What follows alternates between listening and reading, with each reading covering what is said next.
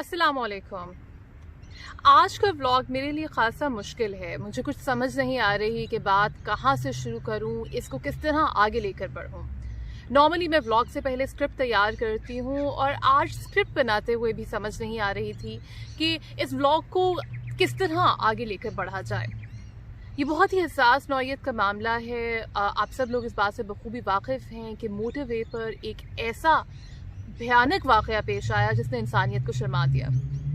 3 बच्चों की माँ रात को अपने बच्चों के साथ डिफेंस से गुजरांवाला की तरफ जाती है। जीटी रोड की बजाय मोटरवे का रास्ता लेती है क्योंकि वो निस्बतन आसान है, महफूज है, छोटा है। रास्ते में पेट्रोल ख़त्म हो जाता है। वो मोटरवे पुलिस को कॉल करती है जो कि उसे बताते हैं कि ये इलाका उनकी हुदूद में नहीं आता। इसी अवस्था में कुछ मर्द उसकी इस कमज़ोरी का और उसकी इस वल्नरेबिलिटी का फ़ायदा उठाते हैं, गाड़ी के शीशे तोड़ते हैं और बच्चों के सामने उनकी माँ को जिनसी ज़्यादती या रेप का निशाना बनाते हैं। इस वाक़े पे बहुत शोर व गुल हुआ है। सोशल मीडिया पर भी आप देख रहे हैं कि बहुत कुछ कहा जा रहा है। जहाँ बहुत से लोगों ने इस पर गम और गुस्से का इजहार किया, वहीं बहुत से लोगों ने इन खातून को भी अपने ही रेप का मोरद इल्ज़ाम ठहराया। आज के व्लॉग में हम उन 7 चीज़ों के बारे में बात करेंगे जो हमें हमेशा से सिखाई पढ़ाई गई हैं। आज हम ये बात जानेंगे कि वो कौन से दावे हैं जिनकी कलई खुली और वो कौन सी बातें हैं जिन्हें हमें अनलर्न करने की ज़रूरत है। सबसे पहले नंबर 1, पाकिस्तानी माशरे में औरत की बहुत इज्जत है। देखिए, पाकिस्तानी माशरे में अगर औरत की इज्जत होती तो ऐसे वाक़यात पेश ना आते। हमें ये बात अपने जहन से निकालने की ज़रूरत है कि पाकिस्तान में औरतों की इज्जत है, ये औरतें महफूज हैं। अगर औरत की इज्जत होती तो 3 दिन में 3 रेप के वाक़यात ना होते। अगर औरत की इज्जत होती तो 8 महीने में 2100 रेप के रिपोर्टेड इंसिडेंट्स ना होते। अगर औरत की इज्जत होती तो उसको सिर्फ जिस्म ही नहीं बल्कि इंसान समझा जाता। अगर औरत की इज्जत होती तो हम अपनी बेटियों से ज़्यादा बेटों की तरबियत पर जोर देते। अगर औरत की इज्जत होती तो हम कंसेंट का मतलब जानते। नंबर 2, हमारी इखलाकी इक़दार सबसे बुलंद है। हमें इस बात का बहुत गुमान है कि हमारी इखलाकी इक़दार हिमालय से बुलंद है। हम सारा वक्त मगरिब को कोसते रहते हैं, ये कहते रहते हैं कि मगरिब का मुआशरा ज़ुबून हाली का शिकार है क्योंकि वो अपनी इक़दार खो बैठे हैं। जब तक मैं पाकिस्तान में थी मेरा भी यही ख्याल था। यहाँ पर आकर इल्म हुआ कि यहाँ तो दुनिया ही मुख्तलिफ है। मुझे कभी भी सड़क पर जाते हुए ये महसूस नहीं हुआ कि कोई मुझे घूर रहा है या मेरी हैसियत महज एक जिस्म की है।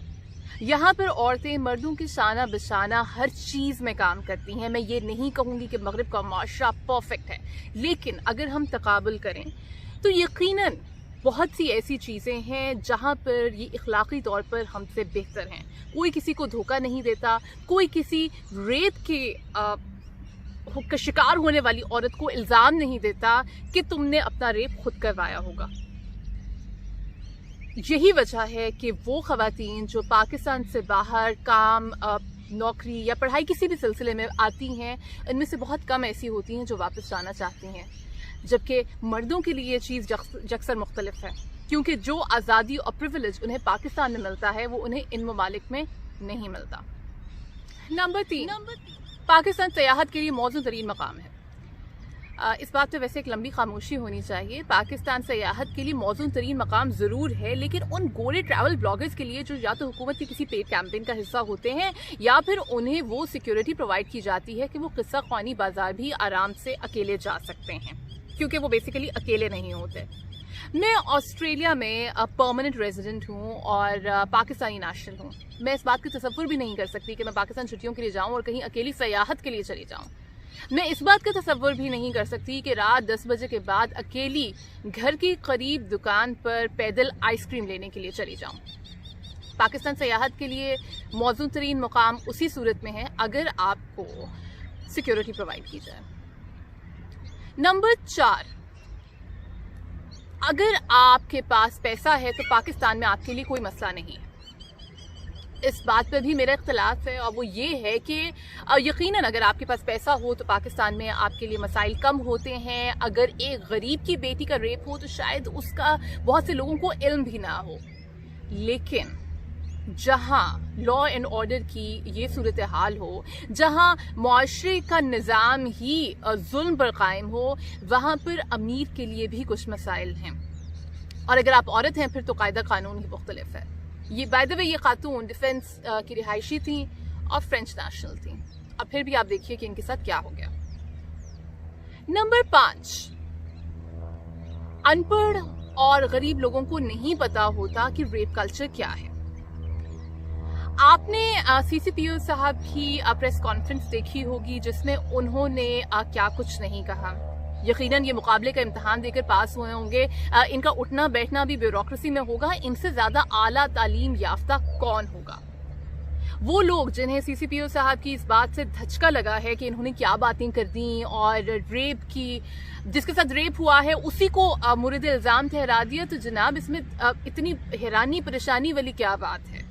یہ ہمارے ہی معاشرے کی عکاسی کر رہے ہیں. ہم میں سے ہی بہت سے ایسے لوگ ہیں جو ایسا سوچتے ہیں. اگر آپ کو یقین نہیں آتا تو اپنے گھر میں اس موضوع پر گفتگو کر کے دیکھ لیجئے یا پھر سوشل میڈیا پر لوگوں کے کامنٹس پڑھ لیجئے. اس لیے یہ بات کرنا کہ صرف ان پڑھ اور غریب لوگوں کو ہی ریپ کلچر کی سمجھ نہیں ہے، ان لوگوں کو نہیں پتا کہ عورتوں کو کس طرح ٹریٹ کرنا ہے، یہ بات بالکل غلط ہے. نمبر 6، ریاست عوام کے جان و مال کی حفاظت کی ذمہ دار ہے. جی بالکل ہے. کینیڈا، آسٹریلیا، فرانس، جرمنی میں.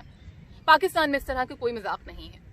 سی سی پی او صاحب کی کانفرنس سے آپ کو اندازہ ہو گیا ہوگا کہ یہاں پر آپ اپنے ہی آسرے پر ہیں.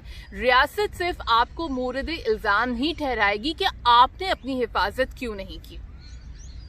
اس لیے اپنی حفاظت کا ذمہ آپ ہی کے سر ہے. اگر آپ کا قتل ہو جاتا ہے تو بھی آپ ہی کا قصور ہے.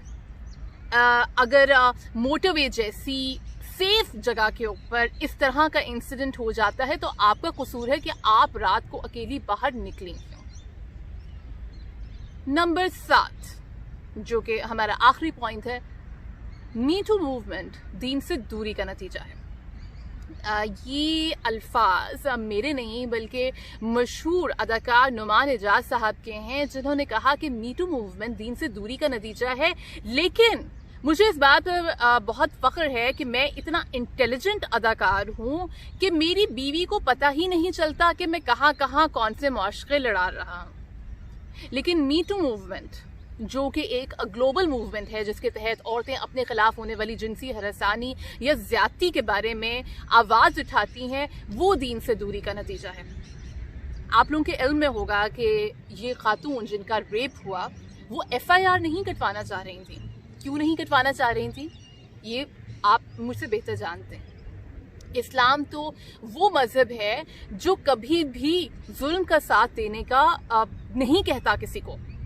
اگر ظالم کے خلاف کھڑا نہیں ہوا جائے گا تو اس کو تو مزید طاقت ملتی رہے گی کہ وہ مزید مظالم کرتا رہے. یہ ویڈیو دیکھنے کا بہت شکریہ.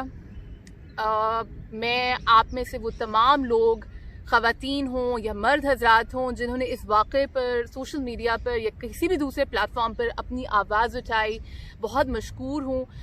سوشل میڈیا کی امپورٹنس کو سمجھنا بہت ضروری ہے آج کل کے زمانے میں. اگر آپ سوشل میڈیا پر آواز اٹھا رہے ہیں تو وہ یقیناً مقتدر حلقوں تک پہنچ رہی ہے. اسی طرح اپنی آواز اٹھاتے رہیے گا.